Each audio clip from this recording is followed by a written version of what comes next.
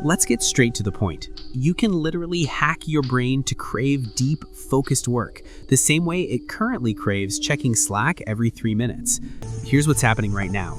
You sit down at your desk with big plans. You're going to crush that project, write that proposal, finally finish that presentation, and then 2 hours later, you've checked email 47 times, replied to 12 messages, scrolled LinkedIn, checked the news, and you haven't done 1 hour of actual deep work. Meanwhile, that person at your company, the one who seems superhuman, who ships major projects while you're still getting started, they're not smarter than you. They've just hacked their brain chemistry. And here's the crazy part. You already have everything you need to become that person. You just need to understand what's hijacking your focus and how to take it back. The dopamine trap you're stuck in. Let's talk about what's really going on in your brain. One word, dopamine. Dopamine is that feel-good neurotransmitter that floods your brain when you experience pleasure or anticipation. Your brain is constantly seeking it out like a heat-seeking missile. And here's the problem. Your work environment has turned into a dopamine slot machine. Every notification, ding. Every new email, ding. Every Slack message, ding. Your brain gets a tiny hit of dopamine. Will this message be important, exciting, urgent? You don't know until you check, and that uncertainty creates anticipation, which triggers even more dopamine.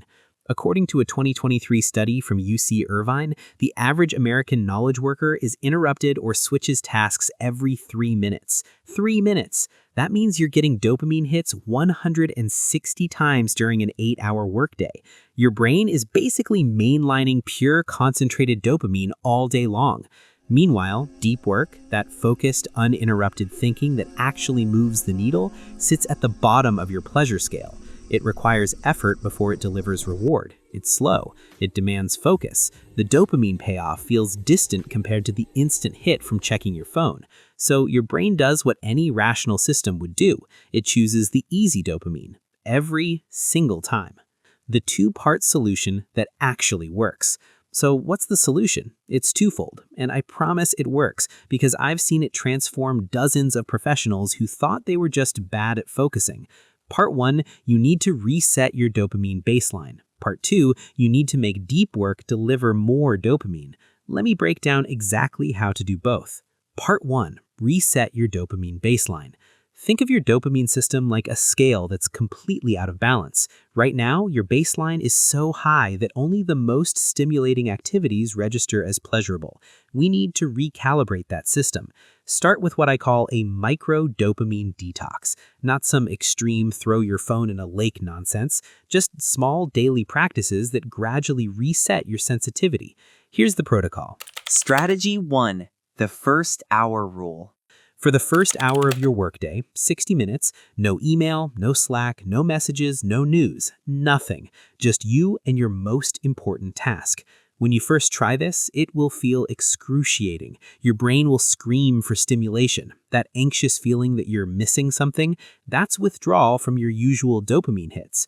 Push through it. After just 1 week of practicing the first hour rule, something remarkable happens. Your baseline starts to lower. Suddenly, simpler pleasures begin to register again. The satisfaction of completing a paragraph, the clarity of solving a problem. Your brain, starved of its usual feast, becomes grateful for smaller meals. Strategy 2, batch your distractions.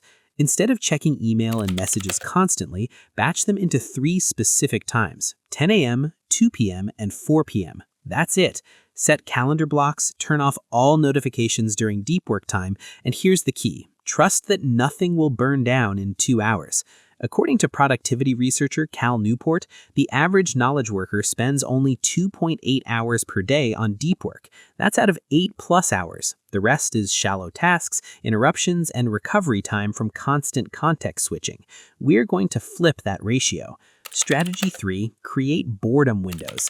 Here's the uncomfortable truth. Your brain has forgotten how to be bored, and boredom is essential for focus. Spend 15 minutes each day in complete boredom. No phone, no music, no podcast, no stimulation. Just you and your thoughts. Walk outside without any devices. Sit and stare out the window. Let your mind wander and settle. This isn't meditation, it's active boredom training. You're teaching your brain that it's okay to not be entertained every second. After a week of daily practice, your tolerance for the boring work of deep thinking dramatically increases. Part 2. Make deep work deliver more dopamine. But here's where most advice stops, and it's not enough. Lowering your baseline is only half the battle. You also need to raise deep work higher on your pleasure scale. You need to make it deliver dopamine. Strategy 1. The progress principle.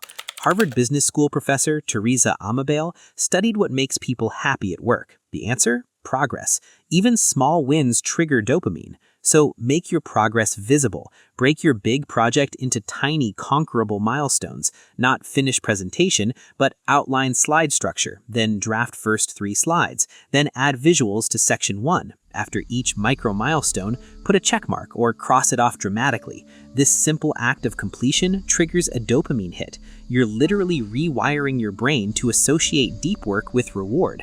Strategy 2. The Pomodoro evolution. You've probably heard of the Pomodoro technique, 25 minutes of work, 5-minute break. But for deep work, that's too short. You need more time to enter flow. Try the 52-17 method instead. 52 minutes of completely focused work, followed by a 17-minute break where you leave your desk, walk, stretch, get coffee, but no screens. Your brain loves countdowns and finite challenges. Make it a game to stay laser focused during those 52 minutes. When you hit your timer, you get a dopamine reward twice, once from completing the session and again from the anticipation of your break. Strategy 3. The teaching effect. Here's a neurological hack. Your brain processes information differently when you verbalize it, and the feeling of mastery gives you guessed it, more dopamine.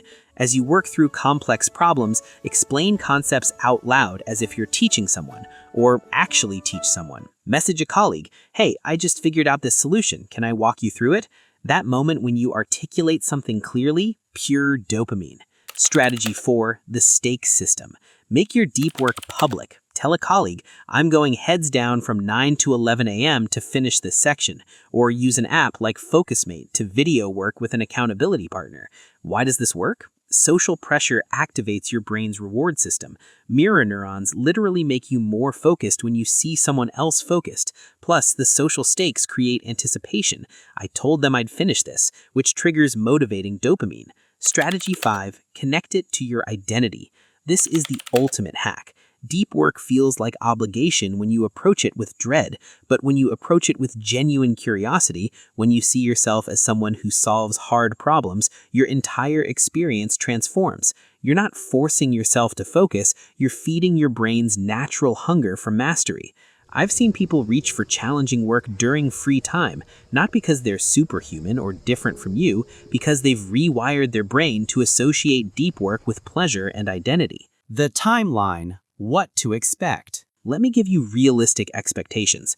Week 1, this will feel hard. You'll be fighting withdrawal. Your brain will resist. That's normal. The first hour rule will feel like torture. Week 2, you'll notice the shift. Deep work starts feeling less painful. You might even catch yourself enjoying a focused hour. Weeks 3 and 4, the transformation accelerates. You'll find yourself protecting your deep work time. Notifications will start feeling annoying instead of tempting.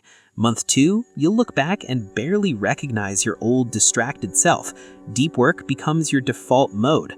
According to research from the University of London, it takes an average of 66 days to form a new habit. We're not just building a habit, we're rewiring your dopamine pathways. Give it time. Start today. Your action plan. Here's exactly what to do today. Today, implement the first hour rule tomorrow morning. Block it in your calendar right now. 1 hour, no distractions, most important task. This week, add the 52-17 Pomodoro sessions. Try just 2 per day to start. This month, batch your communication to 3 times daily. Create your 15-minute boredom window. Start small. Stack habits gradually. Don't try to transform everything overnight. Remember, your brain isn't broken. It's just been hijacked by a work environment designed to scatter your attention. Take back control of your dopamine, and you take back control of your productivity, your career, and honestly, your life.